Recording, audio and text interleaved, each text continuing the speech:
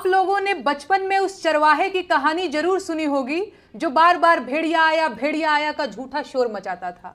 लेकिन हर बार जब गांव वाले उसे बचाने के लिए दौड़ते हुए आते थे तो वो उन पर हंसता था।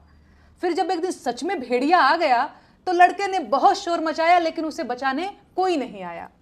अंधभक्त और आईटी सेल के लोग यही भेड़िया आया वाला खेल पूरे देश के साथ खेल रहे हैं।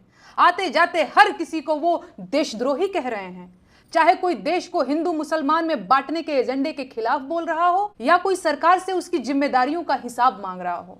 ये लोग उन सभी को बिना समय गंवाए देशद्रोही बोल दे रहे हैं, क्योंकि वो ये जानते हैं कि किसी आदमी को देशद्रोही बोल देने से उसकी विश्वसनीयता खत्म हो जाती है और उसको अपमानित करना आसान हो जाता है। ये वही तरीका है जो जर्मनी में हिटलर ने आजमाया था। आज मैं सारे देश से कहना चाहती हूं कि जिस तरह से इस शब्द देशद्रोही को रोजमर्रा के बोलचाल की चीज बना दिया गया है वो देश के लिए ठीक नहीं है।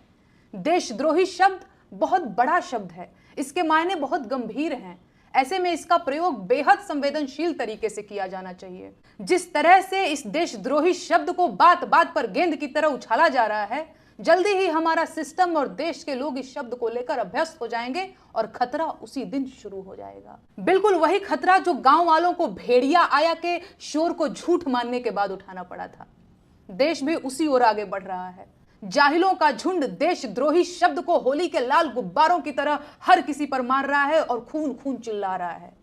देशद्रोह के नाम पर जिस तरह से इतने ज्यादा फर्जी मुकदमे दर्ज किए जा रहे हैं, क्या हमारी कानून व्यवस्था इस बेहद गंभीर शब्द को लेकर यूज टू नहीं हो जाएगी?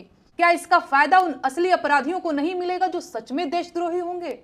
ये सब बातें पूरा देश समझ रहा है, लेकिन ये अंधभक्त और उनके आका नहीं मानेंगे।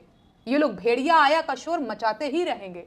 ऐसे में अब ये पूरे गांव की जिम्मेदारी है कि इन मूर्खों और बदमाशों को सबक सिखाए, वरना वो दिन दूर नहीं जब सच में भेड़िया आ जाएगा और पूरा देश शोर सुनकर भी चुप बैठा रहेगा।